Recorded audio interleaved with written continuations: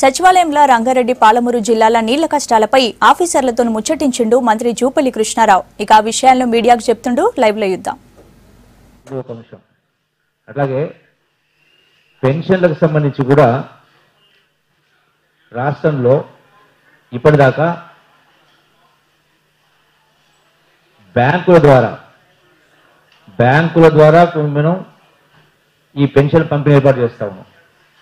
అట్లాగే పోస్ట్ ఆఫీసుల ద్వారా కూడా ఈ యొక్క పెన్షన్ పంపిణీ ఏర్పాటు చేస్తా ఉన్నాం. రాష్ట్రం మొత్తంలో 8,678 గ్రామ పంచాయతీలకు కాను, అంటే టోటల్గా ఇంక్లూడింగ్ అర్బన్ ఏరియాస్ మున్సిపాలిటీ కలిపి 8,675 గాను, ఇందులో పోస్టల్ డిపార్ట్మెంట్ ద్వారా ఇప్పటిదాకా 6,127 గ్రామాలకు పెన్షన్ పంచే ఏర్పాటు జరుగుతూ ఉంది. అట్లాగే బ్యాంకుల ద్వారా సిబిఎస్ డిబిటి ద్వారా 2,551 గ్రామ పంచాయతీలకు ఈ యొక్క బ్యాంకుల ద్వారా పెన్షన్ పంచే ఏర్పాటు చేస్తాం. ఇందులో ఒక సమస్య ఏంటంటే నేను గమనించిన దానిలో ఒక మండలంలో ఒక బ్యాంక్ ఉంటే ఆ బ్యాంకుకు ఆ మండలంలో అన్ని గ్రామాల వాళ్ళు ఆ బ్యాంకుకు పోయి పెన్షన్ తీసుకునే పరిస్థితి చాలా చోట్ల ఉంది. దాని మూలంగా పేదవాళ్ళు కొంత ఇబ్బందులు పడుతూ ఉన్నారు. అంటే ఒకేసారి అందరి పోవడం మూలన బ్యాంక్ వాళ్ళు ఒకే రోజు ఇచ్చే పరిస్థితి లేకుండా కొంత ఇబ్బంది పడుతున్నారు. 2-3 సార్లు తిరగాల్సి వస్తుంది. అందుకని ఈ సమస్యను అధిగమించడం కోసం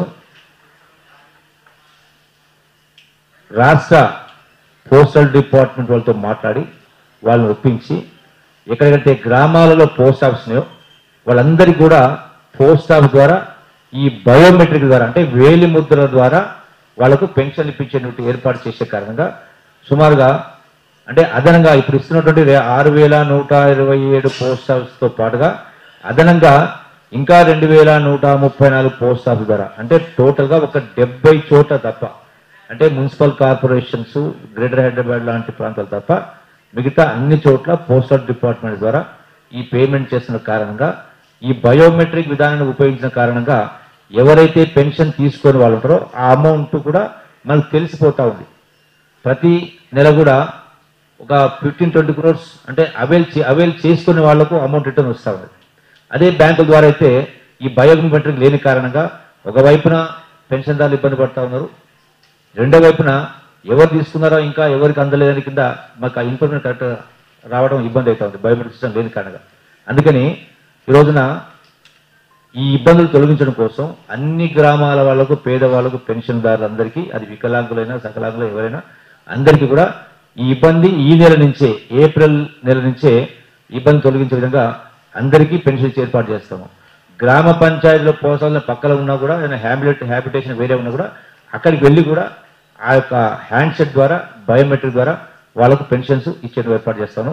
ఎక్కడ కూడా పొరపాట్లకు అవకాశం లేకుండా ఏర్పాటు చేస్తాం. ఎవరికైనా ఈ వేలి ముద్రలు పూర్తి ముసలి వాళ్లకు వేలి ముద్రలు కరెక్ట్గా రాకపోతే సిస్టమ్ యాక్సెప్ట్ చేయకపోతే అటువంటి వాళ్లకు నిన్న మొన్నటి దాకా ఆ గ్రామ సెక్రటరీ ద్వారా అథెంటికేషన్ ద్వారా ఇచ్చేది.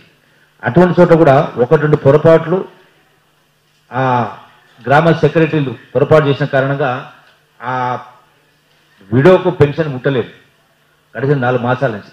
కానీ ఇలా పేమెంట్ అయినట్టుగా ఉంది. అంటే ఈ ఇబ్బంది కూడా జరగకుండా ఉండడం కోసం గోపులాపూర్ అనే గ్రామ పంచాయతీ పాన్గల్ మండల్లో